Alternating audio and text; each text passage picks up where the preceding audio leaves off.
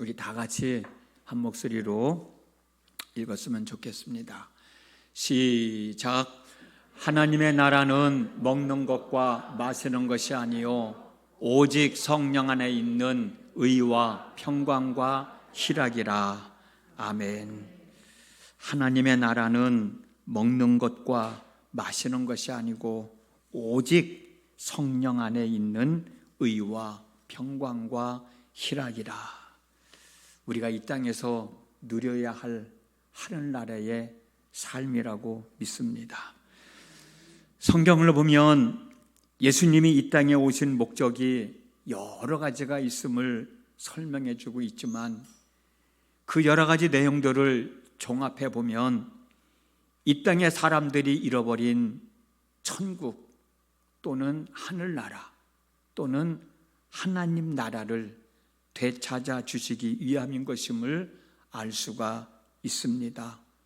잃어버린 하나님 나라를, 천국을, 하늘의 삶을 회복시켜 주시기 위해서 예수님이 이 땅에 오셨다는 사실을 알 수 있다는 것이죠.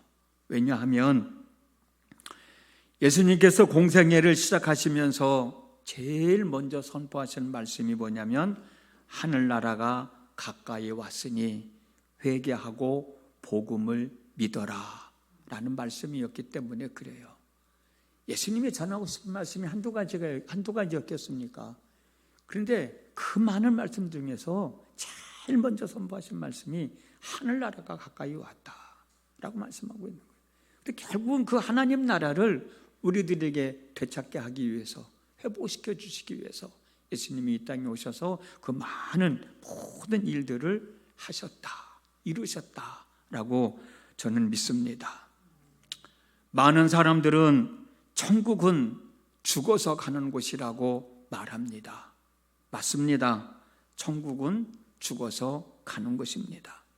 그래서 누가복음 23장 43절 말씀을 보면 예수님은 사형 선고를 받고 십자가 위에서 죽음을 기다리고 있는 강도에게 오늘 내가 나와 함께 낙원에 있으리라. 내가 죽으면 너는 나와 함께 낙원에 있게 될 것이다 라고 말씀을 해 주신 거죠. 누가복음 16장을 보면 부자와 거지 나사로가 한 동네에서 살다가 죽었습니다. 근데 부자는 지옥에 있었고 거지 나사로는 아브라함의 품, 즉 천국에 있었음을 가르쳐주고 있어요. 그래서 천국은 죽어서 가는 곳입니다. 그렇다면 예수님이 누가복음 17장 21절에서 우리가 이 땅에서 누리며 살아갈 수 있는 천국은 이미 우리들 마음속에 와 있다고 말씀하셨는데 그럼 이 말씀은 무슨 말씀이냔 말이에요. 천국은 죽어서 가는 곳인데 그럼 예수님은 우리가 이 땅에서 누려야 할 천국은 이미 우리들 마음속에 와 있다고 말씀하셨는데 이 말씀은 어떤 의미로 우리에게 말씀을 해주신 거냐. 바울은 여기에 대해서 오늘 자세하게 설명을 해주고 있습니다. 한 번 더 읽어드리겠습니다. 하나님의 나라는 먹는 것과 마시는 것이 아니요 오직 성령 안에 있는 의와 평강과 희락이라.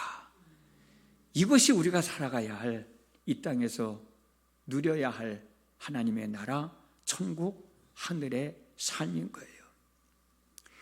바울에 의하면 우리가 이 땅에서 누려야 할 천국의 삶은, 하늘나라의 삶은 먹는 일과 마시는 일이 아니라는 거예요. 근데 우리는 어떻습니까? 우리는 먹는 것과 마시는 것을 얻기 위해서 인생의 전부를 다 바치고 있지 않습니까?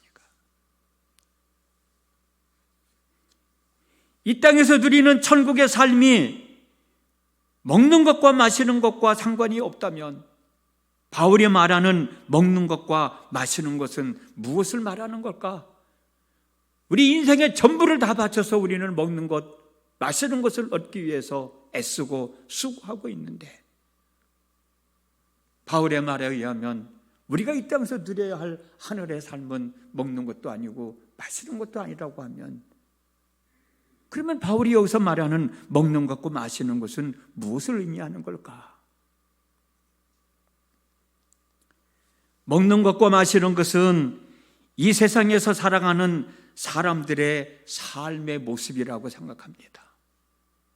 왜 그러냐면 바울이 하늘나라에 대해서 말한 로마서 14장 1절서부터 내용을 쭉 살펴보면 이 땅의 사람들은 이런 생각들을 갖고 산다는 거예요. 뭐냐면 나는 이런 것을 먹고 살아, 나는 이런 것을 마시고 살아, 나는 이런 집에서 살아, 나는 이런 자동차를 타고 살아 라는 등등의 내용들을 말하면서 나는 이렇게 사는데 너는 나처럼 못 살지, 나는 이런 거 먹고 사는데 너는 이런 거 못 먹고 살지, 나는 이런 집에서 살고 있는데 너는 이런 집에서, 나 같은 집에서 못 살지, 나는 이런 자동차 타고 다니는데 너는 이런 자동차 타고 못 살지 라고 비난하면서 나보다 못 먹고 못 입고 소유하지 못한 사람들을 무시하고 업신여기며 살아가고 있음을 이야기하면서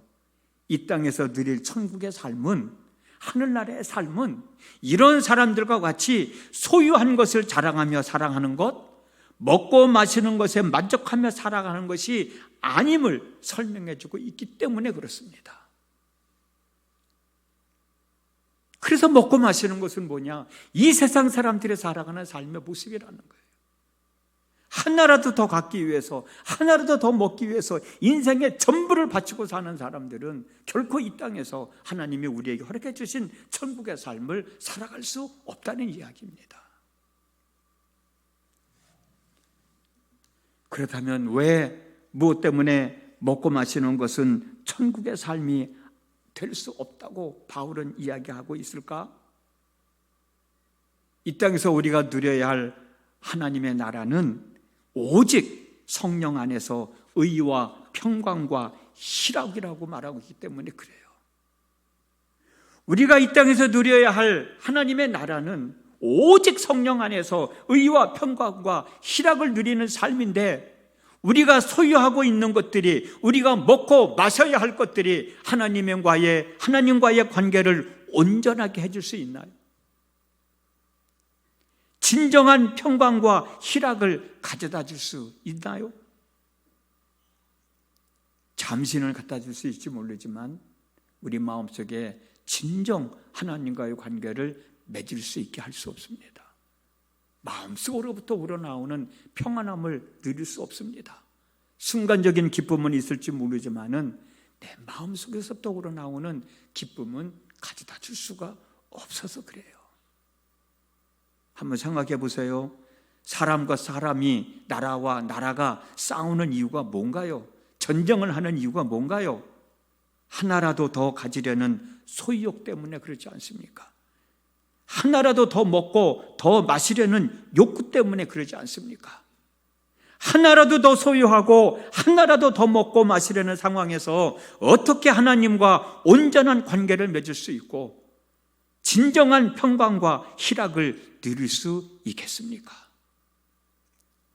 그리고 소유에 만족해하는 사람이 과연 몇 사람이나 됩니까? 솔직히 말해서 여러분, 지금 내가 살아가고 있는 삶에 만족해하는 사람 여러분들 중에서 몇 분이나 계실까요?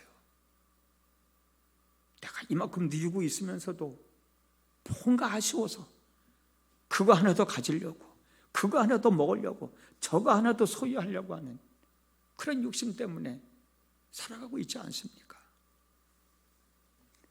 아무리 많이 갖고 있어도 더 갖고 싶은 것이 사람의 마음입니다. 아무리 많이 먹고 마신다 하더라도 더 먹고 싶고 더 마시고 싶은 것이 사람의 마음입니다. 소유함에 만족함이 없습니다. 마시고 먹는 것에도 만족함이 없습니다. 만족함이 없는데 어떻게 마음의 평안함이 있고 마음의 즐거움이, 삶의 즐거움이 있을 수가 있겠냐는 거예요. 여러분들은 기어다니는 사람 위에 걷는 사람이 있고, 걷는 사람 위에 뛰는 사람이 있고, 뛰는 사람 위에 나는 사람이 있다는 말 들어보셨죠? 여러분들 해보신 적도 있죠? 내가 다 알고 있는 것 같지만 나보다도 더 많이 알고 있는 사람이 있어요. 내가 제일 많이 가지고 있는 것 같지만 나보다도 더 많이 가지고 있는 사람이 있습니다. 내가 제일 좋은 집에서 살고 있는 것 같은데 나보다도 더 좋은 집에서 살고 있는 사람들이 많은 거예요. 내가 제일 좋은 자동차 타고 다니는 줄 알았는데 나보다도 더 좋은 자동차 타고 다니는 사람 있습니다. 그런데도 내게 있는 것이 좀 더 낫다, 좀 더 크다, 좀 더 비싸다 자랑할 수 있겠습니까? 그런데도 자랑하는 사람 있어요, 없어요? 있습니다. 저 사람이 나보다 더 좋은 자동차를 타고 다닌다고 시기하고 질투하며 나는 저 사람보다 더 좋은 자동차를 타고 다녀야 한다는 욕심 부리는 사람 또한 있습니다. 옛말에 이런 말 있죠. 뱁새가 황새 쫓아가다가 바짓가랑이 찢어진다고. 여러분, 바짓가랑이가 찢어지는 사람 마음속에 하나님의 의가 어디 있겠습니까? 자기 바짓가랑이가 찢어지는데 그 사람 마음속에 평강이 있겠습니까? 그 사람 마음속에 즐거움이 있겠습니까? 그래서 바울이 말하는 건 이 세상에서 누릴 하나님의 나라는 먹는 것과 마시는 것이 아니라는 거예요. 우리에게 주어진 이 땅에서의 삶 열심히 잘 살아가야 됩니다.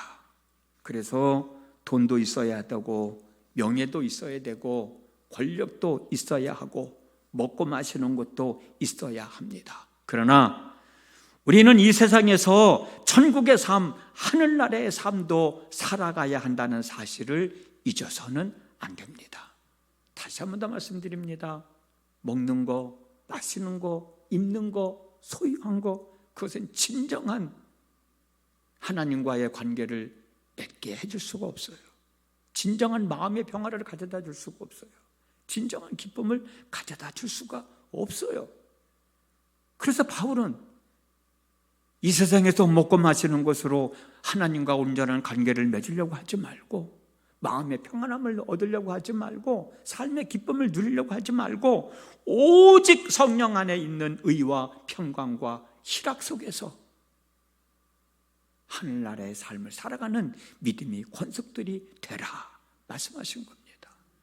그래서 하나님의 나라는 먹는 것이 아니고 마시는 것이 아니고 오직 성령 안에서 하나님의 의, 평강, 희락이라는 거예요.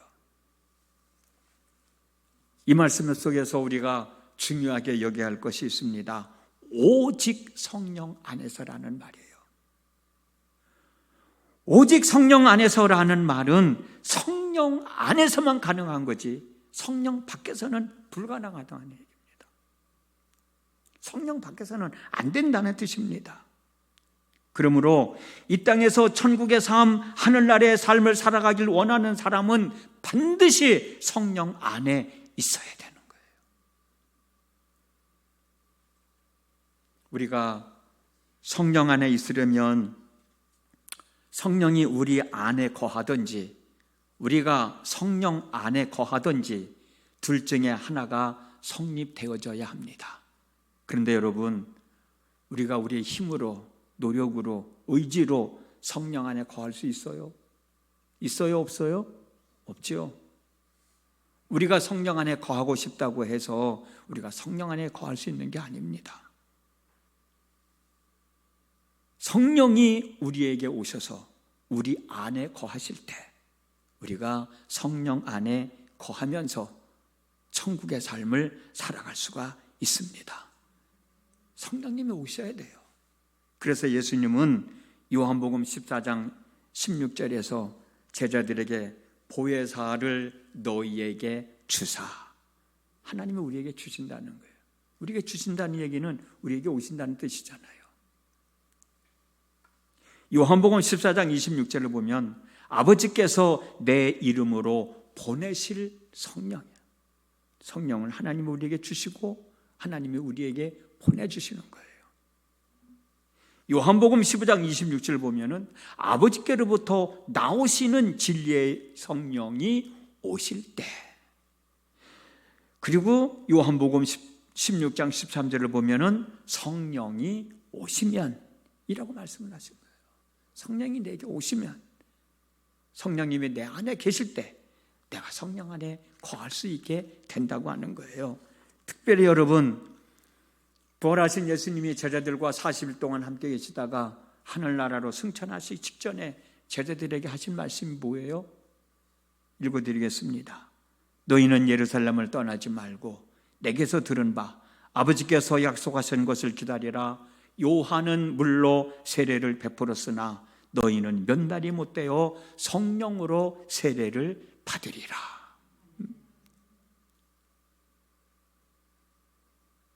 예수님이 이 땅에 오셔서 제일 먼저 선포하신 말씀은 천국이, 하늘나라가 가까웠으니 회개하고 복음을 믿으라는 말씀이었었어요.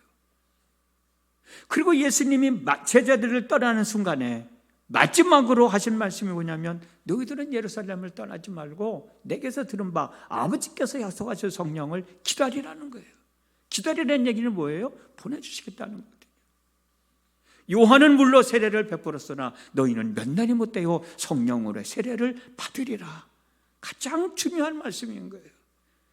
가장 중요한 말씀을 제일 먼저 하시고 가장 중요한 말씀을 맨 마지막에 말씀하셨다고 하는 거예요.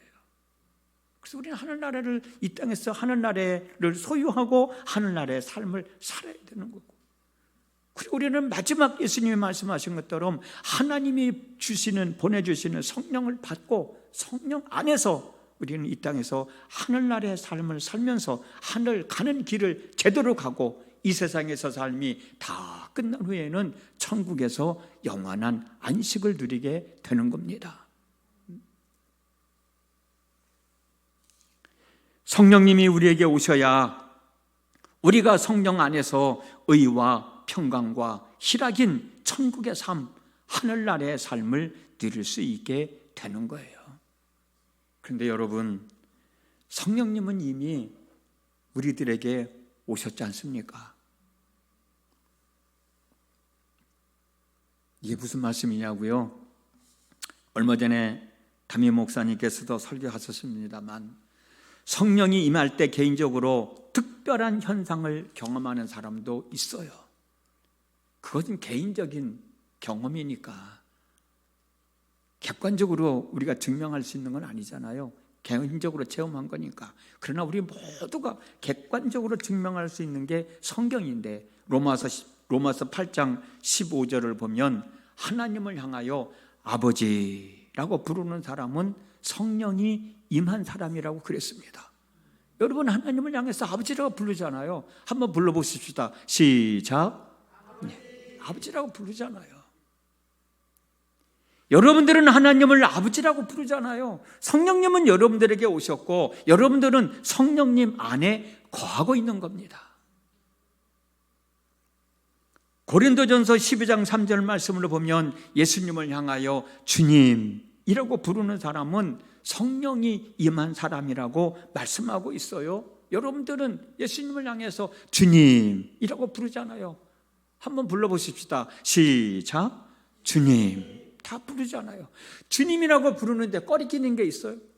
망설여지는 게 있어요? 하나님을 아버지라고 부르는데 억지로 부르는 사람이 있어요? 자연스럽게 불러지잖아요. 내 안에 성령님이 계시기 때문에 하나님을 아버지라고 부르는 거예요. 성령님이 오셔서 내 안에 거하시고 내가 성령 안에 있기 때문에 예수님을 향해서 주님. 우리 새벽기도 시간에 말씀 나눴던 것처럼 가나안 여인이 예수님을 향하여 주 다윗의 자손이요, 당신은 나의 주인이라는 얘기예요. 내 삶의 주인이라는 얘기예요. 그 고백하는데 꺼리끼는 게 없잖아요. 자연스럽게, 아니 정말 예수님은 내 삶의 주인이니까 나는 예수님을 향해서 주님이라고 부른다는 그 고백으로 주님 부르잖아요. 그게 내 의지적으로 불려지는 게 아니라 성령님이 내 안에 계시고 내가 성령 안에 거하고 있기 때문에 예수님을 향해서 주님이라고 부른다고 고린도전서 12장 3절에서 말씀하고 있는 거예요.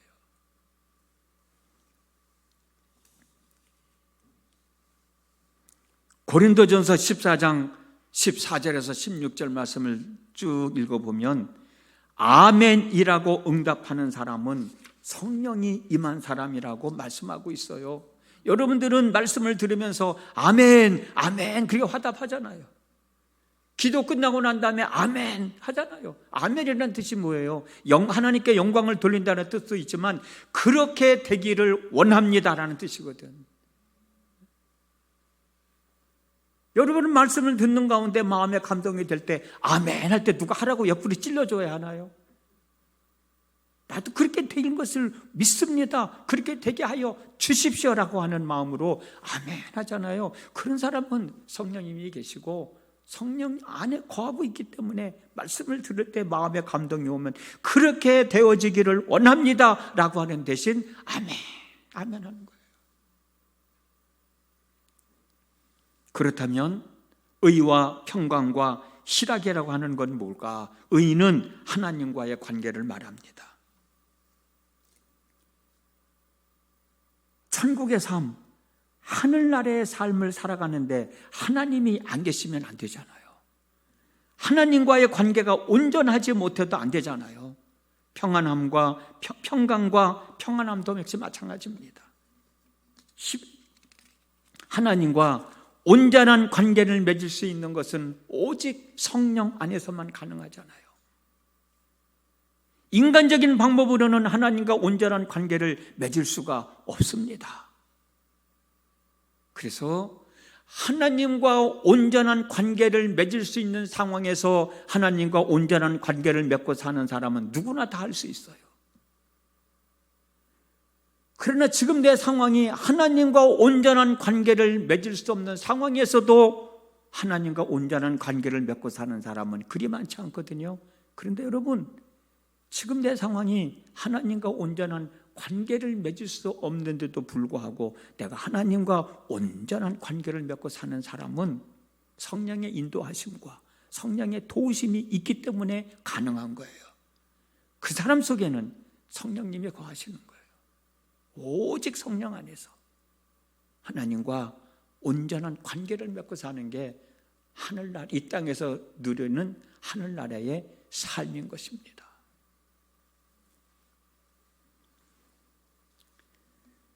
평안함을 느낄 수 있는 상황에서 평안함을 느낄 수 있는 것은 누구나 다 느낄 수 있습니다. 그러나 평안함을 누릴 수 없는 상황에서 평안함을 누릴 수 있는 사람은 그리 많지 않잖아요.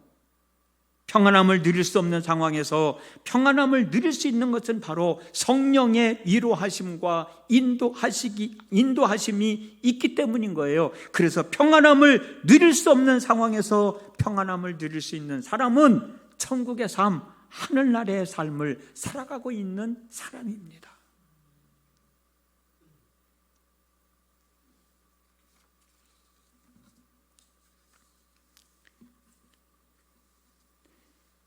세상에서 가장 평안한 그림이 어떤 그림인가?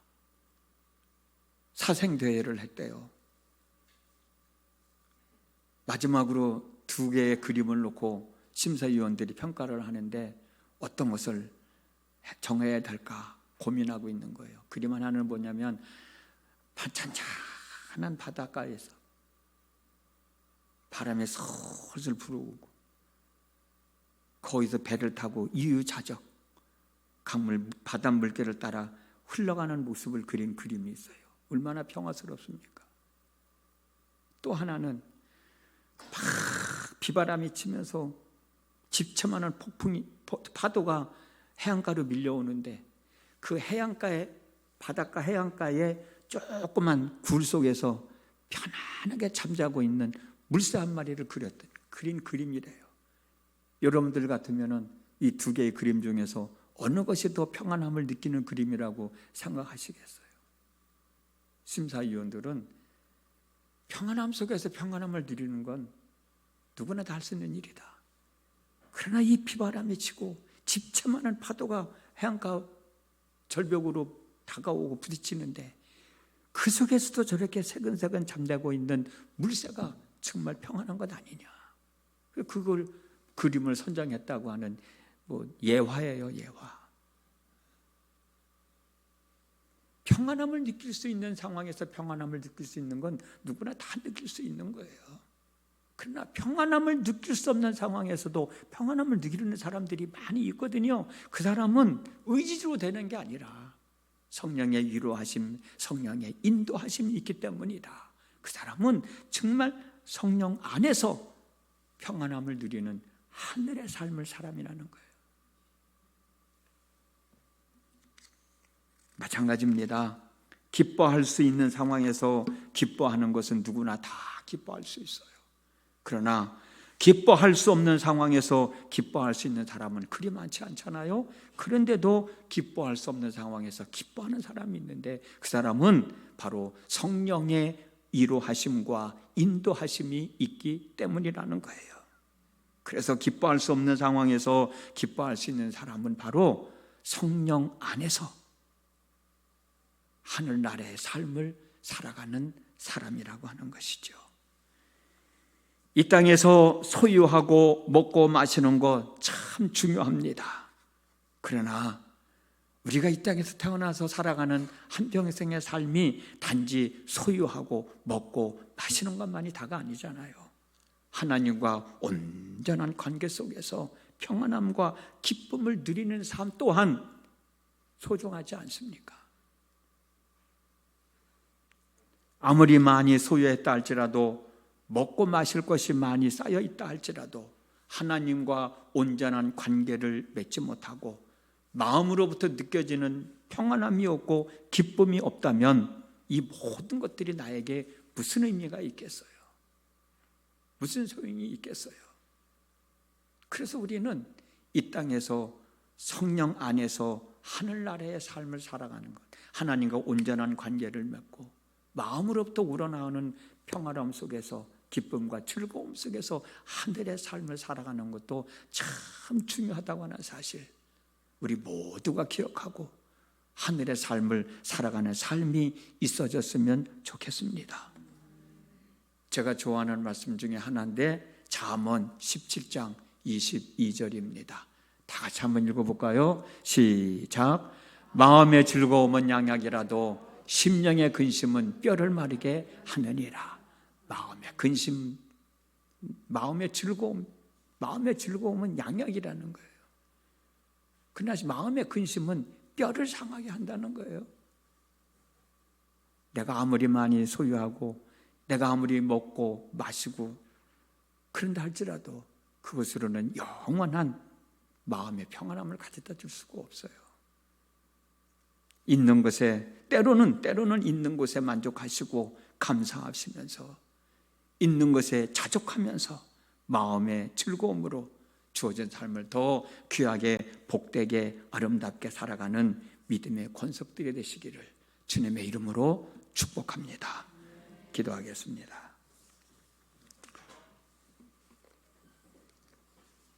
우리가 이 땅에서 누려야 할 하나님의 나라는 먹고 마시는 것이 아니라 오직 성령 안에서 하나님과 온전한 관계를 맺고 마음에서부터 우러나오는 평안함, 기쁨이 있는 삶이라고 그랬습니다.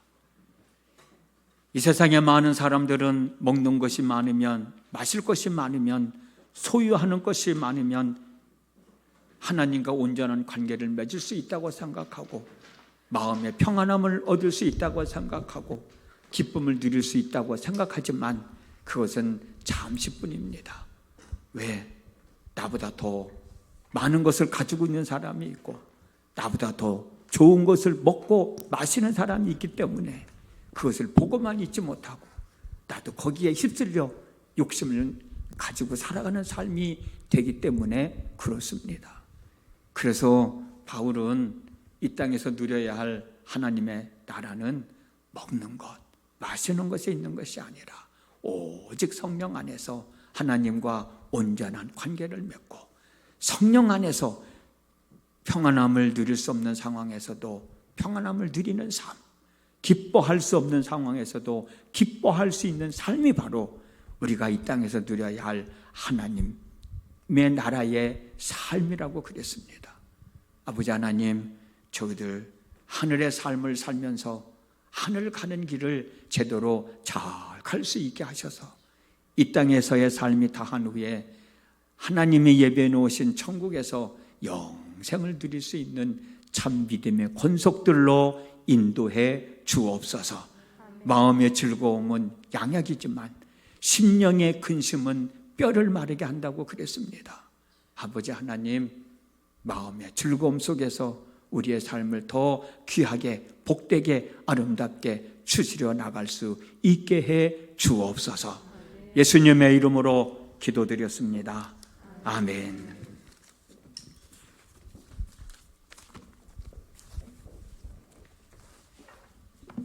예, 우리 시간 함께 교회타 찬양하도록 하겠습니다. 먼저 오늘 들은 말씀을 붙잡고 함께 우리가 먼저 기도하도록 하겠습니다. 오늘 본문 말씀처럼 우리가 오늘 성령 안에 거하며 하나님과 온전한 관계를 맺을 수 있도록 이 시간 함께 기도하도록 하겠습니다. 특별히 우리 생명나무 교회를 함께 기도해 주시기를 바랍니다. 우리 교회 내에 여러 가지 부서들 있죠. 성교회와 속회되어 있습니다. 또한 우리가 우리 다음 세대로 갈 다음 세대 우리 부서들 아이들을 위해서 함께 기도해 주시고, 특별히 돌아오는 주일부터 우리가 11시 예배 후 이제 교회 식사를 이제 시작합니다. 우리가 2년 거의 한 6개월 만에 이제 우리가 처음으로 이제 오랜만에 식사를 하는데, 하나님께서 이런 준비 과정을 통해서 우리가 더욱더 하나 되게 하시고 우리 생명나무 교회 공동체가 함께 죽고 함께 사는 신부한 공동체로서 하나님께서 더 크게 사용되시는 귀한 공동체가 될 수 있도록 담임 목사님의 영육간의 강건을 위해서 함께 기도해 주시고요. 특별히 마지막으로 여러분들의 간절한 개인적인 기도 제목들이 좀 있습니다. 가족의 구원과 건강과 자녀들, 또 부모님들 위해서, 또 말하지 못하는 그런 아픔과 상처와 근심 걱정들, 직장과 사업장 놓고 시간 우리 함께 통성으로 기도하도록 하겠습니다. 우리 함께 찬양하겠습니다.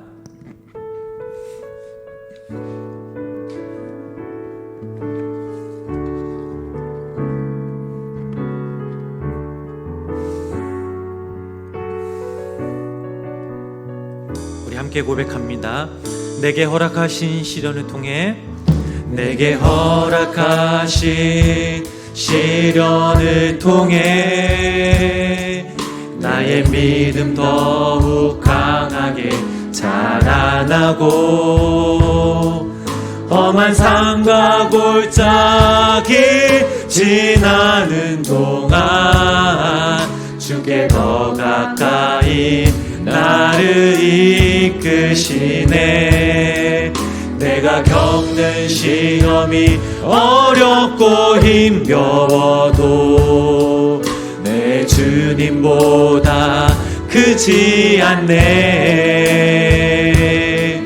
내 앞에 바다가 갈라지지 않으며 주가 나로 바다 위 걷게, 우리 함께 선포합니다.